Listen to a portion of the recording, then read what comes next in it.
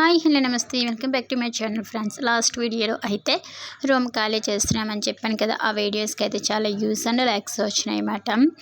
చాలామంది కనెక్ట్ అయ్యారు. చాలామంది ఇలా రూమ్ ఖాళీ చేసేటప్పుడు చాలా బాధపడతారని నాకు అర్థమయ్యింది. కానీ ఏమైందంటే మేము ఇంకా రూమ్ ఖాళీ చేసేద్దామని చెప్పి థర్డ్ ఫ్లోర్లో నుంచి గ్రౌండ్ ఫ్లోర్లో సామాను అన్నీ పెట్టేసినాక అనుకోకుండా మళ్ళీ ఇదే రూమ్లో ఉండవలసి వచ్చిందన్నమాట. అదే అంటారు కదా, మనం ఒకటి తెలిస్తే దైవం ఒకటి తెలుస్తుందని. ఇంకా మేము వెళ్ళిపోదామని ఫిక్స్ అయ్యేటప్పటికి ఏమైందో తెలీదు. ఇంకా మళ్ళీ మేము వెనక్కి వచ్చాము. ఇంకా మళ్ళీ ఇదే రూమ్లోకి మళ్ళీ కింద నుంచి పైకి సామానం తీసుకుని వచ్చామన్నమాట.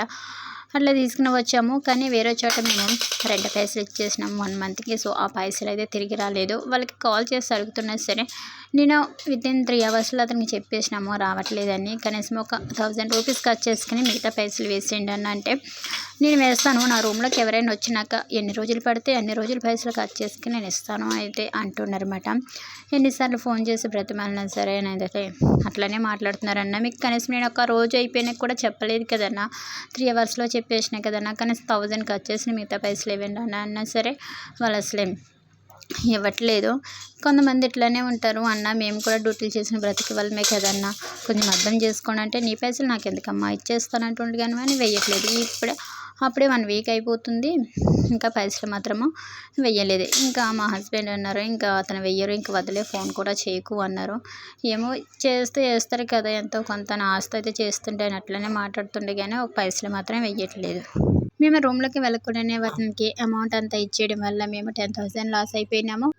ఇంకా ఆ రోజు ఏమైందో ఏంటో తెలియదు కదా, మాకు మొత్తం చాలా అంటే చాలా లాస్ అయిపోయాము.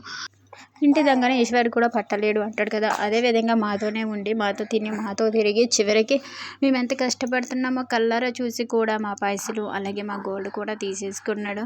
ఆ రోజున ఎంత లాస్ అయినామంటే అంత లాస్ అయినాము.